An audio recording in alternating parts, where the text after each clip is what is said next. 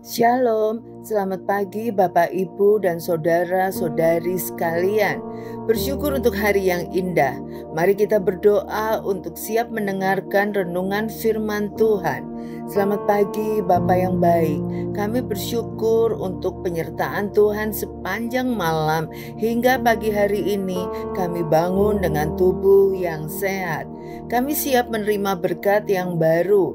Berikan kami telinga seorang murid untuk mendengarkan firman Tuhan, dan firman-Mu berakar dengan kuat di dalam hati dan pikiran kami. Terima kasih Tuhan Yesus.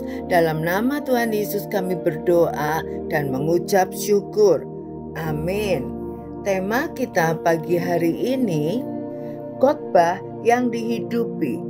Diambil dari Ayub 42 ayat 1 sampai 6. Maka jawab Ayub kepada Tuhan, "Aku tahu bahwa Engkau sanggup melakukan segala sesuatu dan tidak ada yang rencanamu yang gagal. Firman-Mu, siapakah dia yang menyelubungi keputusan tanpa pengetahuan? Itulah sebabnya tanpa pengertian aku telah bercerita tentang hal-hal yang sangat ajaib bagiku dan yang tidak ku ketahui. Firman-Mu, dengarlah, maka akulah yang akan berfirman. Aku akan menanyai Engkau supaya Engkau memberitahu aku. Hanya dari kata orang saja aku mendengar tentang Engkau. Tetapi sekarang mataku sendiri memandang Engkau. Oleh sebab itu, aku mencabut perkataanku dan dengan menyesal aku duduk dalam debu dan abu." Saya pernah mendengar khotbah sederhana mengenai pentingnya bersukacita yang dibagikan oleh seseorang yang telah menang atas pergumulan hidupnya yang berat.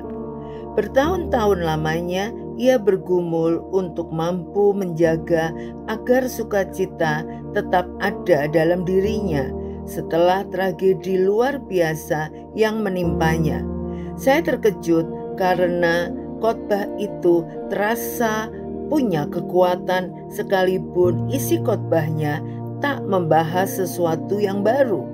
Tak butuh waktu lama, saya mengerti alasan mengapa khotbah itu terasa berbeda. Khotbah itu dihidupinya. Mendengar khotbah yang dihidupi selama bertahun-tahun, efeknya tentu akan berbeda dengan khotbah yang hanya berupa teori tanpa disertai pengalaman pribadi. Pengalaman pribadi dapat menghidupkan isi khotbah karena seseorang berbagi dengan segenap hatinya. Itulah sebabnya penting sekali bagi kita untuk menjadi para pelaku firman, di mana kita mengalami firman Tuhan yang kita baca atau sampaikan. Tragedi yang dialami oleh Ayub. Seandainya Ayub berkesempatan menceritakan langsung kisah hidupnya hingga ia memandang Allah, pastilah akan sangat punya kekuatan yang luar biasa, bahkan sanggup dipakai Allah untuk mengubahkan hati para pendengarnya. Mengapa? Karena Ayub menghidupi pesan, tak hanya piawai berbicara. Oleh karenanya, dukungan doa bagi para pemberita firman sangat diperlukan. Berdoalah supaya mereka tak hanya cakap mengajar, tetapi juga menghidupi apa yang mereka sampaikan dan ajarkan. Berdoalah supaya Roh Kudus bekerja supaya melalui pemberitaan itu banyak hati diubahkan oleh kuasa Tuhan.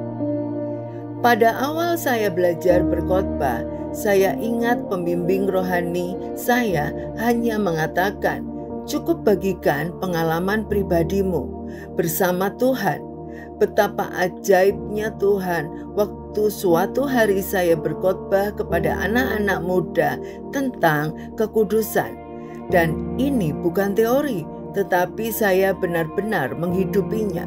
Selesai berkhotbah, ada anak-anak muda japri saya minta ketemu. Saya awalnya tidak mengerti, tetapi betapa terkejutnya saya. Mereka satu persatu mengaku dosa dan minta didoakan. Ada yang terikat pornografi, ada yang salah dalam berpacaran, dan lain-lain. Saya menyadari kuasa firman Tuhan begitu luar biasa. Khotbah yang dihidupi akan memunculkan keinginan di dalam diri pendengarnya untuk mengalami kebenaran firman-Nya. Mari kita berdoa. Terima kasih Tuhan Yesus untuk kebenaran firman-Mu yang luar biasa. Firman-Mu lah yang berkuasa mengubah hidup seseorang. Dengan melakukan firman-Mu, kami menjadi ciptaan baru, dan Engkaulah yang menguduskan hidup kami, sehingga kami semakin hari menjadi serupa Kristus. Terima kasih Tuhan Yesus untuk anugerah-Mu. Dalam nama Yesus kami berdoa dan mengucap syukur. Amin. Tuhan Yesus memberkati.